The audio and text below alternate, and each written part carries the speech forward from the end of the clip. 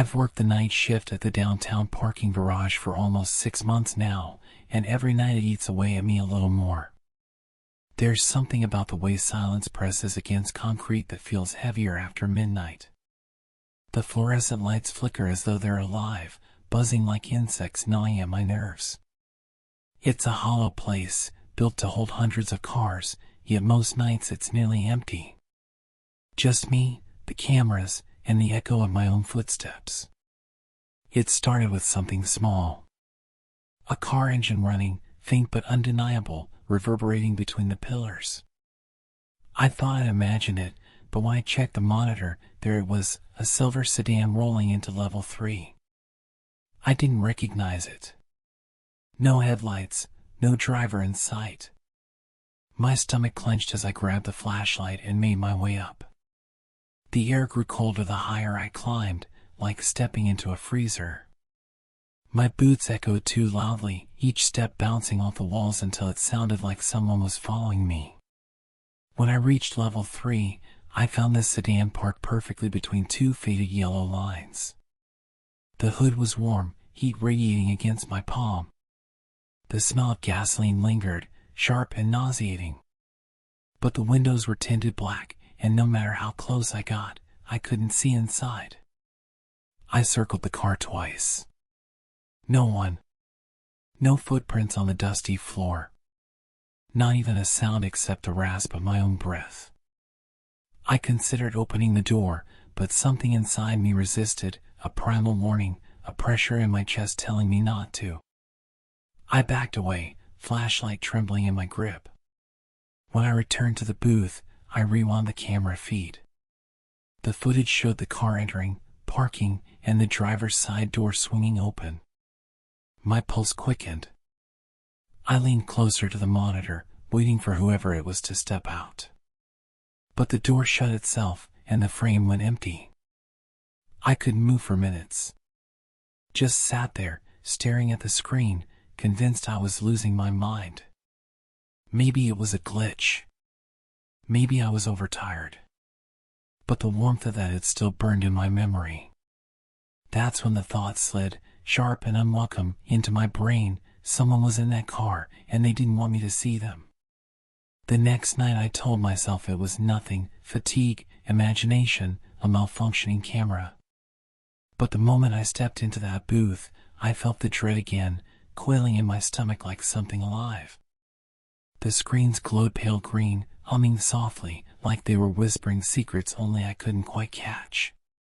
Hours dragged. Midnight bled into 1, then 2. Just the faint squeak of rats scurrying through the pipes and the distant rumble of the city above. Then it happened again. A black SUV glided into the garage, headlights dead, as if it wanted to move unseen. My throat tightened as I watched it roll to a stop on level 4. I forced myself to breathe. This was my job. I had to check. Grabbing the flashlight, I pushed open the door and stepped into the suffocating air. The garage seemed louder that night, every echo stretched, twisted. My boots struck the floor, but the rhythm felt wrong, as if another set of footsteps was hidden beneath mine, perfectly in sync, mocking me. When I reached level 4, my mouth went dry. The SUV sat there, hulking and silent. The driver's window was cracked just slightly, as if someone had been watching me approach. I shone the light inside, my pulse hammering in my throat. Empty. No driver, no belongings, nothing. But the engine ticked softly, the metal still hot from the drive. A sudden clatter echoed across the floor, the sound of a door slamming. I spun, flashlight beam cutting through the shadows. Nothing. Just rows of abandoned vehicles, dark and lifeless. Yet I couldn't shake the feeling that eyes were on me, tracking me from the blind corners, waiting for me to turn the wrong way. I backed away, forcing myself not to run, though every nerve screamed to. My hand shook so violently the flashlight jittered against the walls, making shadows dance like figures closing in. Back in the booth, I rewound the feed again. My chest collapsed when I saw it, the SUV rolling in, the driver's side opening, then nothing. No person. Just the door hanging open for seconds too long before it swung shut. My skin crawled as I leaned closer to the monitor. And then I noticed something that made my stomach drop, the reflection in the car's window. A human shape.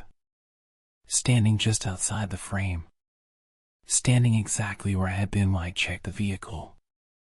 By the third night, sleep was impossible. Every creak of my apartment felt like someone shifting their weight in the dark. Every passing car outside my window made my heart pound. I kept replaying that reflection in my head, a figure standing where I had stood, close enough to touch me, close enough to breathe on the back of my neck. When my shift began, the garage felt even emptier than usual. The air was heavy, stagnant, as if the entire structure were holding its breath. I sat in the booth, hands clenched, eyes burning into the monitors. Hours crawled by. And then, without a sound, another car appeared. This time it was an old pickup truck, rust flaking from the hood, headlights off. It crept into level 2 and stopped. I froze. My gut screamed at me not to move, but I couldn't look away. The driver's door opened. A shadow spilled out, but no one emerged. Seconds ticked by. The door shut. The truck just sat there, waiting. Something inside me snapped. I wasn't going to sit in that booth another second, cowering at screens like a trapped animal. I grabbed my flashlight, but my hand was slick with sweat, the beam jerking wildly across the concrete as I stormed down the stairs. Level 2 was colder than it should have been. My breath fogged the air. The truck loomed in the dim light, silent, patient. My legs trembled as I moved closer. The hood radiated warmth again, humming faintly. I reached for the handle, and that's when I heard it. A cough. Low, human, muffled. Coming from inside the truck. I staggered back, heart slamming so hard it hurt. Hello? My voice cracked. No answer. Just silence, then the faint scrape of movement behind the tinted glass. I turned and ran, flashlight bouncing, shadows chasing me up the stairwell. I didn't stop until I slammed into the booth, chest heaving, lungs clawing for air. I fumbled for my phone with shaking hands and called the police. When they arrived, I expected them to find nothing, another phantom car, another trick of exhaustion. But their flashlights cut through the dark, and then came the voices over the radio. We've got someone. Inside the vehicle. They pulled a man from the truck. Middle-aged. Pale. Breathing shallowly. His eyes found me as they dragged him out, and a smile curled at the edges of his mouth, slow, deliberate, knowing. In the back seat, they found tools. Rope. Duct tape. A knife. The officers told me later he'd been living out of stolen cars, slipping in and out of garages at night, hiding when security walked through. He'd been there all along, watching me, testing how close he could get. I quit the next morning. But even now, in the quietest hours of the night, I sometimes hear it again, that cough. A reminder that horror doesn't need ghosts or monsters. Sometimes it's just a man in the dark, waiting for you to notice him too late. The road at night is different. It swallows you whole, leaving nothing but the hum of the engine and the endless black stretching on both sides. I've been driving long-haul trucks for years, but the silence of the highway after midnight still crawls under my skin. The headlights carve out just a narrow tunnel of visibility, and beyond that, the darkness feels alive, waiting. It was close to 2 in the morning when I first noticed the van. Black, no markings, no plates that I could see. It appeared behind me somewhere outside of Kansas, keeping its distance at first. I thought nothing of it, plenty of drivers stick to the same stretches for hours. But there was something unnatural about the way it held its place. Never gaining, never falling back. Just there. I switched lanes, slowed down, then sped up. The van mirrored everything I did, its light steady, unblinking, drilling into my mirrors until my eyes ached. My pulse thudded against the steering wheel, every second drawing out longer than the last. I told myself I was imagining it. Long nights mess with the brain, you start seeing patterns where there aren't any. But when I pulled into a rest stop to shake it off, the van didn't pass me. It disappeared. The lot was empty, silent, nothing but the creak of my rig cooling in the night air. I forced myself to breathe, bought a stale cup of coffee from a vending machine, and tried to laugh it off. Paranoia. Just another trick of exhaustion. Back on the road, though, the laughter died in my throat. In the mirror, two familiar headlights blinked into existence, same distance, same patience, following me like a predator in the dark. That's when the fear sank in. This wasn't coincidence. Someone out there knew exactly what they were doing. And for the first time in years behind the wheel, I felt like I wasn't the hunter of the road anymore. I was prey. The highway stretched on like a vein through the earth, and that vein clung to me like a shadow. My hands were slick on the wheel, knuckles white, every muscle in my body strung tight as wire. The hum of the tires no longer comforted me, it sounded like a countdown. I tested it again. I swerved off at a random exit, a forgotten road leading into nothing but empty fields. No reason for anyone to follow. The van followed. Not close, not aggressive, just steady, deliberate, as if whoever sat inside had all the time in the world. The darkness pressed heavier around me. The sky was moonless, the fields lifeless. The only sound was my breathing, sharp and shallow, echoing inside the cab like I was suffocating. I reached for my phone, hands trembling, but there was no signal. Just a dead screen mocking me with no service. The thought gnawed at me, maybe this wasn't real. Maybe I was hallucinating, seeing headlights where there were none.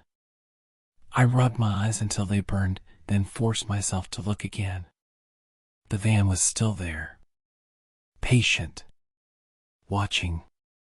At the next truck stop, I slammed on the brakes, pulling into the first space I found. My chest ached with the pounding inside it.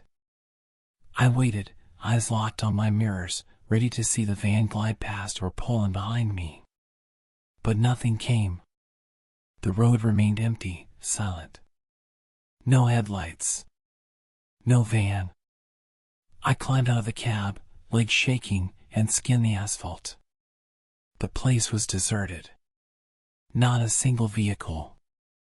Just the buzzing of a flickering streetlight and the cold wind sliding through the lot like a whisper. When I finally climbed back into the cab, I sat there with my head against the steering wheel, trying to calm the hysteria building in my chest. I thought maybe I was unraveling, maybe the long nights and isolation had finally gotten to me. But as I reached for the ignition, my headlights caught something in the far corner of the lot. A shape. Black metal. A van.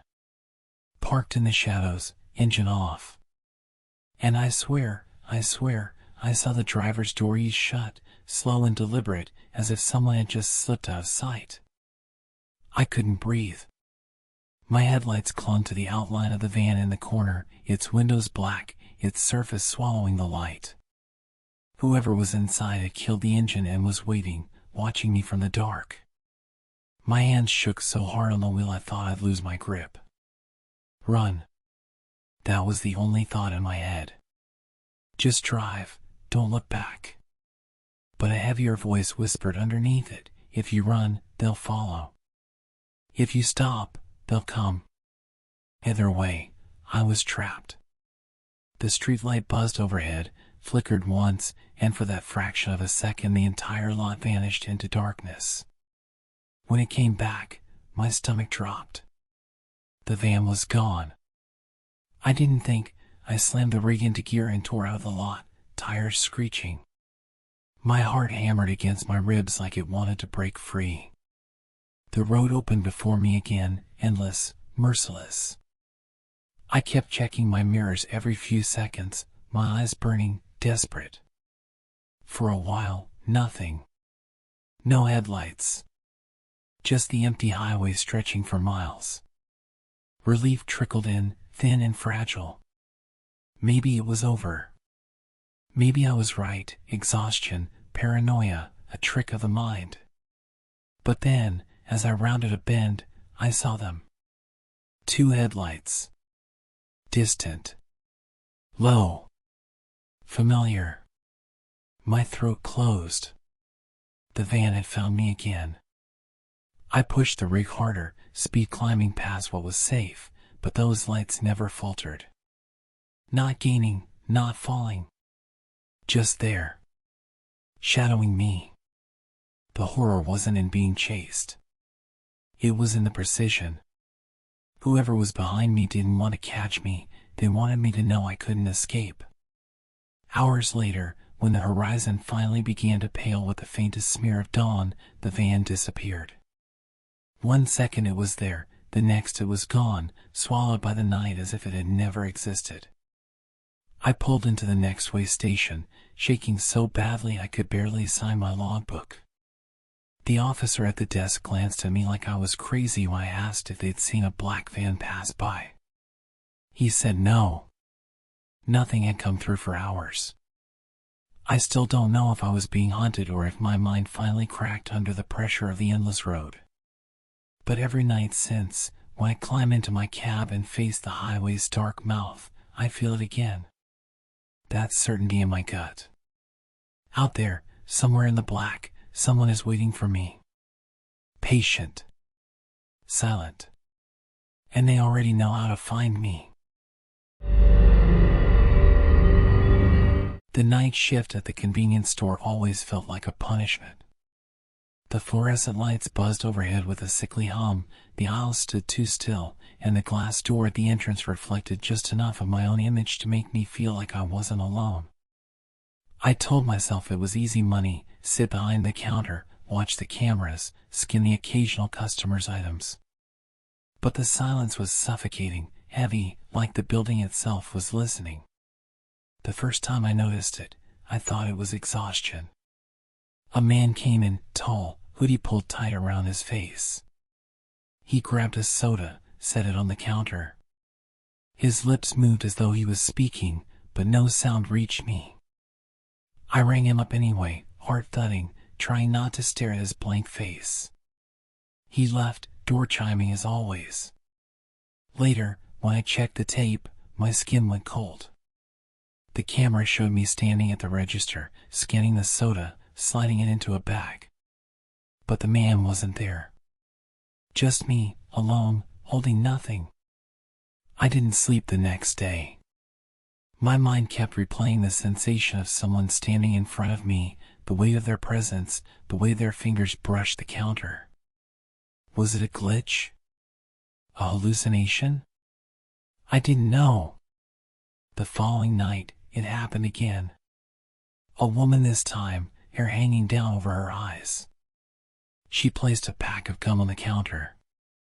I asked if that was all, my voice trembling, but she said nothing. Just stared. When I blinked, she was gone. The door hadn't chimed. The cameras showed only me, once again, talking to the air. My stomach twisted with nausea as the reality sank in. Either something was very wrong with me, or something was inside that store, bending itself around my senses, making me believe. The hours stretched, darker, heavier, and I could feel the edges of my mind starting to fray. And then, near 3 a.m., the bell on the door rang again. The bell's chime echoed too long, as if the sound itself didn't want to leave. My chest tightened, every hair on my arms rising. I looked up, expecting another silent customer, another blank face. But the store was empty. The aisle stood undisturbed, and the glass door swung slowly shut behind nothing at all. I told myself it was the wind, or maybe the door was faulty, but I couldn't ignore the sudden shift in the air. Heavier. As though the building was no longer hollow but occupied, filled with something unseen. The cameras caught my eye again. On the monitor, the entrance door was wide open, frozen in its swing, like the tape itself had stalled. I blinked, leaned closer, and my stomach lurched. There was a figure standing in the doorway. Not moving. Not entering. Just standing. I snapped my head toward the real door. Nothing. Empty. When I looked back at the monitor, the doorway was empty again too, as though the figure had never existed. My breath came ragged, loud in the dead silence. I felt my sanity unraveling in pieces, like thread pulled from a frayed shirt. Every sound became sinister. The hum of the freezer in the back sounded like whispering voices. The creak of the ceiling fan felt like footsteps on the roof. I began pacing behind the counter, rubbing my face, muttering to myself to stay awake, stay sane, stay alive. Then I saw it again. A woman, the same one from the night before, long hair shrouding her face. This time she didn't approach the counter. She stood at the far end of an aisle, motionless, staring in my direction. My hand shook so violently I nearly dropped the flashlight I grabbed. "Who are you?" My voice cracked, raw, desperate. She didn't answer. Didn't move. When I dared glance at the monitor, she wasn't there. The aisle was empty, clear, fluorescent light washing over nothing. But when I looked up again, in the real store, she was gone too. I staggered back, heart slamming against my ribs, and pressed myself against the counter like a trapped animal. The door chimed again. The chime rattled through my skull, sharper this time, urgent, like an alarm meant only for me. I forced myself to look up, my throat so tight I could barely breathe. A man stood at the door. Not hazy, not flickering like the others, solid. His face wasn't covered. His eyes met mine, steady, expressionless. For a long, suffocating moment, neither of us moved. Then he stepped inside. Every instinct in me screamed to run, but my legs refused to obey. I couldn't even find my voice. He didn't grab a drink or a snack. He didn't look at the shelves. He just walked slowly, deliberately, toward the counter. I glanced at the monitor, desperate to prove this was another phantom, another hallucination born of exhaustion. But the screen showed him too. Clear. Real. When he reached the counter, he leaned in. Close enough for me to smell the sour stench of his breath. His hand rested on the edge, fingers tapping a slow, deliberate rhythm. My own hands shook so violently I had to press them flat against the register to stop them from being seen. "You talk to yourself a lot," he said, voice low, almost amused. My stomach turned to ice. "I've been watching you," he continued, eyes never leaving mine. "Night after night. Talking to people who aren't there. Makes you look crazy. Makes you look easy." His smile was thin, sharp, inhuman in its patience. He tapped the counter once more, then turned and walked out as calmly as he entered. The bell chimed, the door shut, and the store fell silent again. I didn't chase him. I didn't call out. I just stood frozen, sweat soaking through my shirt, heart ready to burst. The monitor showed him leaving, climbing into a black sedan parked out of sight from the storefront. He sat there for a long time, engine off, lights dead, watching. When I finally staggered into daylight after my shift, the car was gone. But I knew he'd be back. He wasn't a ghost, and I wasn't insane. He was real. Flesh and blood. And he had been studying me, waiting for the perfect moment. Now, every time the bell above the door chimes, I don't just wonder if it's another customer. I wonder if it's him, coming back to finish what he started. campus was different after dark. The daytime chaos, students laughing, music blasting from dorm rooms, the clatter of skateboards on pavement, all of it bled away once the sun disappeared. At night it became something else entirely. Hollow. Dead. A maze of shadows and silent hallways, where even my own footsteps sounded intrusive. I worked security during the night shift, patrolling empty buildings and deserted courtyards, convincing myself the paycheck was worth it. The radio at my hip was supposed to be my lifeline, but most nights it only spat static. The silence pressed against me until I swore I could hear my own heartbeat echoing off the walls. The first time it happened, I was walking through the science building. The emergency lights hummed, casting everything in a dull red glow, like the halls were bleeding. One by one, the lights began to die, clicking off in sequence as though someone was following me, flipping switches behind my back. I froze, ears straining, waiting for the sound of footsteps. There were none. I grabbed the radio, fingers clammy, and whispered for backup. A burst of static crackled through, followed by something worse, my own voice. Not from my mouth, but from the speaker. A recording of me, stammering the exact same words I had just spoken. The air seemed to collapse around me. My throat dried, my knees weak. I tried again, this time yelling into the radio, demanding an answer, anyone, something. The response came back delayed, distorted, like a warped echo, my own scream played back to me, stretched into something monstrous.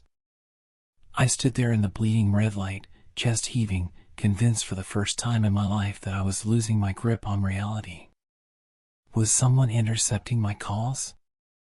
Was it the system malfunctioning? Or was something in the building itself replaying me back at myself? The thought clawed at me, horrible and absurd, but I couldn't shake it. That maybe I wasn't walking the halls alone. That maybe I was being studied. Recorded. And that whoever was doing it wanted me to know. I tried to tell myself it was a technical glitch, some feedback loop in the system, but my body refused to believe the lie. My hands shook uncontrollably, and sweat stung my eyes as I moved down the corridor. The silence felt hostile now, thick, as if the building itself had grown ears. The stairwell door groaned open with a metallic shriek that rattled down the shaft. The sound made me flinch so violently I nearly dropped the flashlight. I pointed the beam into the stairwell, expecting to see emptiness. Instead, the light caught a smear of something on the wall, not blood, but grease, like the trail of someone's hand sliding downward. I stood frozen, every instinct screaming at me to turn back. But the shift wasn't over, and leaving men admitting I was scared. I forced myself to keep moving, each step echoing against the concrete like an accusation. The radio crackled again. My breath stopped in my throat. It wasn't static this time, it was breathing. Ragged, uneven, unmistakably human. For a long, suffocating moment, it went on. Then I heard it, my own name, whispered in my voice. The horror of it hollowed me out from the inside. My knees nearly buckled. I tore the radio from my belt and hurled it down the stairs, the crash echoing like a gunshot. But even without it, I swore I could still hear the breathing. I quickened my pace, heart pounding so violently it hurt, and pushed through the next hallway. That's when I saw movement. A figure at the end of the corridor, just for an instant, ducking into a classroom. The flashlight shook in my grip, the beam jittering wildly across the walls as I ran forward, desperate to prove to myself that I wasn't imagining it. When I reached the classroom, the door was ajar. I kicked it open, muscles tight, and swept the light across the room. Empty desks. Silent walls. Nothing. Except for one thing. On the chalkboard, scrawled in thick, uneven handwriting, were 3 words. I see you. The chalk was still warm. I touched it. I backed away from the board, my legs trembling so hard I thought they might give out. The chalk dust clung to my fingertips like evidence I couldn't scrub away. My throat was tight, strangled by panic, but my mind kept clawing for reason. Maybe a student broke in. Maybe I wasn't alone on patrol. But why write that? Why vanish before I arrived? The silence weighed on me like a physical force. I couldn't hear the hum of the emergency lights anymore, couldn't hear the distant hum of pipes. All I could hear was my pulse pounding in my ears. I forced myself into the hallway again, gripping the flashlight so tight it dug into my skin. The building no longer felt like a building. It felt like a trap. Every corner I turned, every door I passed, I expected someone to step out, to grab me, to end this charade. The shadows seemed thicker, deliberate, as though they knew where I was headed before I did. I needed to leave. Now. My boots slammed against the floor as I bolted down the hall toward the exit. My chest burned, my breath ragged, but I didn't care, I just needed out. The glass doors loomed ahead, pale in the emergency glow, salvation only steps away. That's when I heard it. Not over the radio, not in my head, behind me. Footsteps. Not echoing, not in rhythm with mine. A second pair, heavier, deliberate, closing the distance. I spun around, flashlight slicing through the corridor. Empty. Just a long stretch of hallway, littered with shadows. But the footsteps had been real. They had been right there. Something inside me broke then. I didn't wait. I didn't search. I sprinted through the doors, bursting into the night air, gasping like a drowning man finally reaching the surface. The campus outside was lifeless, still. Too still. I ran across the courtyard toward the security office, not daring to look back, every nerve screaming that if I did, I'd see whoever had been behind me. When I finally crashed into the office, 2 other guards stared at me like I was insane. Pale, drenched in sweat, babbling about radios and voices and footsteps.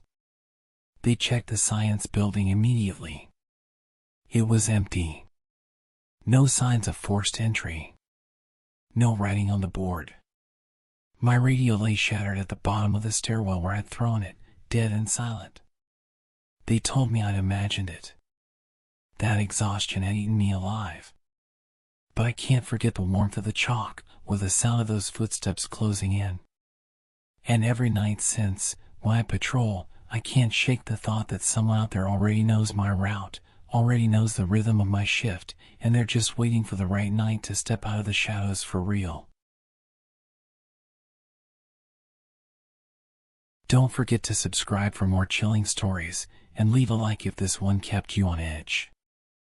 Watch the next videos for even darker tales, and let me know in the comments if this story got under your skin.